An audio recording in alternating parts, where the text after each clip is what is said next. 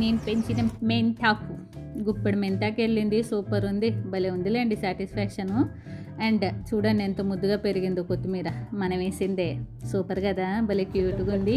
ఇంతకీ ఏంటి మెంతాకుతో చేసేది అంటే పప్పు. ఓ గుప్పెడు వచ్చిన మెంతాకుని మంచిగా కడిగి పెట్టుకొని గ్లాస్ కందిపప్పుని నానబెట్టుకున్నాను ఒక half an hour. 2 medium size tomato, 6-7 పచ్చిమిర్చి అండ్ మనం కడిగి పెట్టుకున్న మెంతాకు. కొంచెమే వచ్చిందిలేండి, అదే గొప్ప మనం పెంచడంలో. భలే ఉంది ఫీలింగ్. ఇంకా ఆ నానబెట్టిన కందిపప్పులోకి ఈ గ్లాస్తో ఒక గ్లాస్ కందిపప్పు తీసుకున్నాను. సో దానికి 2 గ్లాసెస్ వాటర్ పోసుకున్నాను. అండ్ కట్ చేసి ఉంచుకున్న వెజిటబుల్స్ అన్నీ వేసేసి ఈ మాత్రం చింతపండు తక్కువే వేసుకుంటున్నాను, టమాటా ఎక్కువ వేసాను కాబట్టి.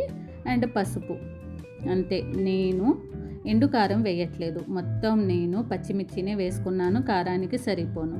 మంచిగా హై ఫ్లేమ్లో ఒక 4 or 5 విజిల్స్ రానిచ్చేసి స్టవ్ ఆఫ్ చేసేసి, చూసారా ప్రెజర్ పైకి ఉంది, ఇది కిందకు వచ్చేంత వరకు అలా వదిలేయాలి. స్టవ్ ఆఫ్ చేశాక అది కిందకు వచ్చేసిన తర్వాత విజిల్ తీసేసాను. చూడండి గుమగుమలాడుతుంది అనుకోండి.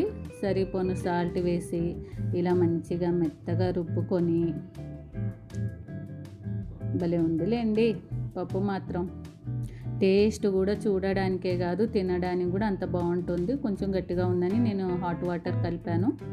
మీరు నార్మల్ కూల్ వాటర్ కలిపితే కొంచెం పప్పు మళ్ళీ స్టవ్ మీద వండుకోవాలి.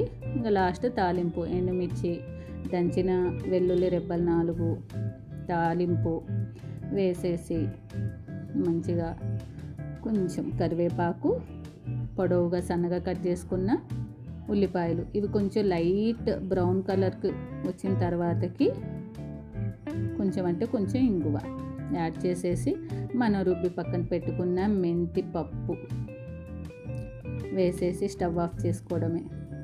ఎంత కలర్ఫుల్గా ఉందో అంత టేస్ట్ఫుల్గా ఉందన్నమాట ఈ పప్పు. ఇంత మంచి రెసిపీని షేర్ చేసుకున్నా కదా, ఇంకేంటి మరి ఈ వీడియోని ఫుడీస్ అందరికీ షేర్ చేసేసి మన ఛానల్ని సబ్స్క్రైబ్ చేసుకొని నచ్చిందా ఇంతకీ వంట ఇది లైక్ చేసేయండి. అలానే చల్లుకొని 4 వంకాయలు ఉంటే ఫ్రై చేసుకున్న సైడ్ డిష్గా సూపర్ ఉంటుంది వంకాయ ఫ్రై. చూడండి ఎంత బాగుందో. ఈ అమ్మి తినేసాను ఇవాళ పొట్ట నిండా. ట్రై చేయండి. బాయ్ బాయ్, శుక్రియా, శుభం.